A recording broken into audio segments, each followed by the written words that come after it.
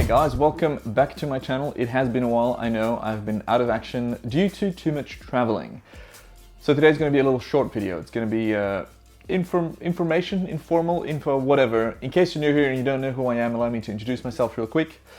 My name is Vandeputte, I'm living in London, Sydney. This channel is all about time-lapse travel and tutorials, and today I'm talking about lens skirts, or items that block reflections from entering your frame. So this is a lens skirt. It's the official product. You can buy it on Amazon. It's linked below. It's been in my camera bag for years. I've had this thing forever. I've got the small version and the big version. This is the bigger one. It's pretty much an extended lens hood.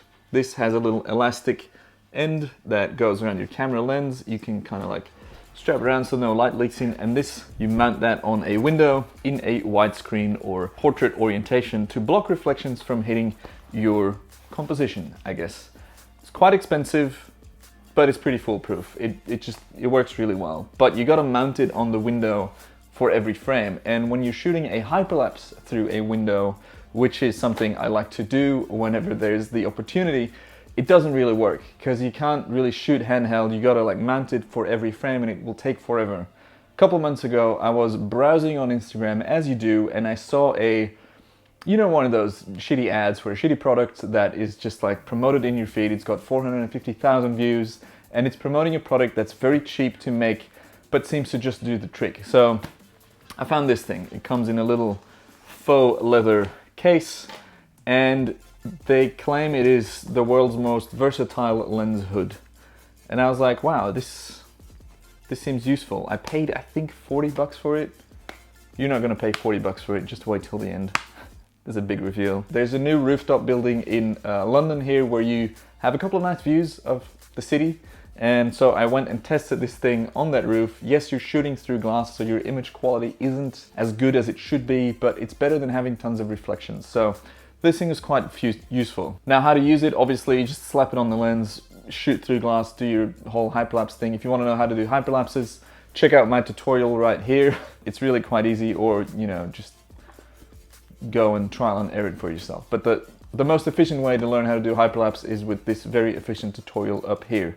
Now, I used this thing and I was looking at it and I'm like, what is this? Like, how is this made? There's no way this shitty Instagram ad, the e-commerce company behind it, actually designed and made this product. And then I was playing with it and I realized this is like a collapsible bowl. I wonder if I can find a product like this on a website called Alibaba.com, which is where a lot of products are made in China. You can find them there. You can pretty much find anything on there, from huge meat processing machines to tripods to sunnies to pens to you name it, it's there. So I was like, let me find a collapsible dog bowl, and I found the exact same model. I could figure that out from the little plastic rim and the shape of this little latch hole thing. So what I think they did is they bought a bunch of these very, very cheap dog bowls and then just stamped a hole through it and then sold it through social media ads. And that's that. So if you want a very cheap version of this, find a collapsible dog bowl in matte black because it's better for reflections, or worse for reflections, I guess. And that's pretty much it. How do I rate this against that? They have their uses. This is good for when you're shooting static stuff. I've used this on airplanes. It's very, very useful for when you're shooting on a tripod. This is good for when you're on the move and you don't have time, or it's not possible to plug those 4 suction cups on for every frame. So mobile hyperlapse style photography through glass, this one. Static tripod style time lapses, definitely this one. This one cost me 40 bucks. This one I think cost me 50 bucks. Again, it's linked down below. This costs like $1, so that's pretty cool. You can also, I'm pretty sure, just go to your pet store and buy this and cut a hole in there yourself and save yourself some money. So that's that. Hope you enjoy this. I'm so glad to be back in London. I've been traveling non-stop for the last couple months and I was so sick of it. I'm now working on the Utah travel film, then I've got the whole Kentucky trip. I drove 11 states from LA to New Orleans.